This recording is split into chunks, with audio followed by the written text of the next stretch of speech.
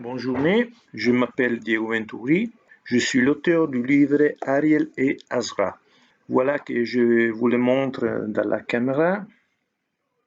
Ça c'est la première, ça c'est la deuxième partie. Voilà, j'ai décidé d'écrire ce livre pour raconter à ma famille, à mes enfants bien sûr, mon adolescence.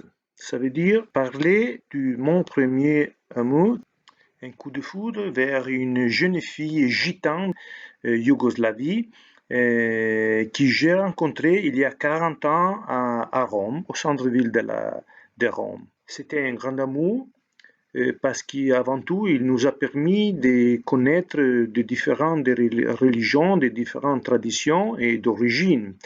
J'étais bien sûr juive et alors je vivais comme un juif.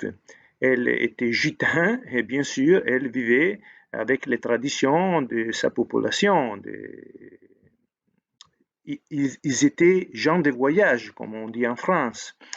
Et bien sûr, nous étions très jeunes et ne nous pouvons pas démontrer à notre famille cette histoire d'amour parce que c'était interdit à l'époque, ou bien sûr même maintenant. Notre respective famille, des traditions très fermes et nous avions peur que notre famille nous permettront de nous continuer notre histoire. Dans ce livre, on ne parle pas seulement de notre histoire d'amour, mais on parle aussi des respectives traditions.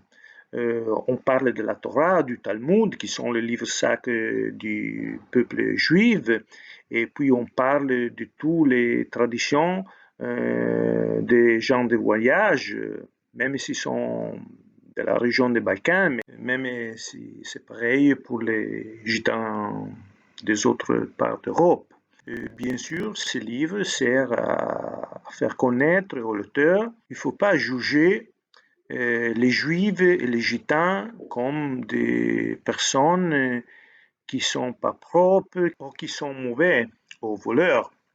Voilà, j'écris ce livre pour expliquer à mes enfants qui sont très jeunes qu'il ne faut pas avoir honte du propre passé, des propres familles. Et aussi, on doit changer l'opinion des personnes qui nous connaissent et qui ne connaissent pas ces deux ethnies différentes.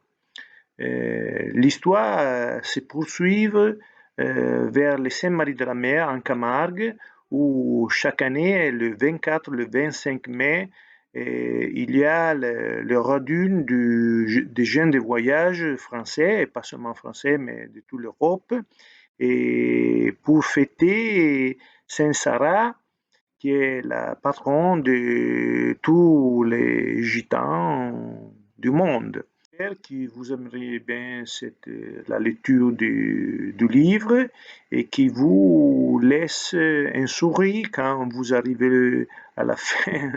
Et voilà, je suis prêt pour répondre à toutes vos questions, à toutes votre demandes en ce qui concerne cette histoire. Bonne soirée.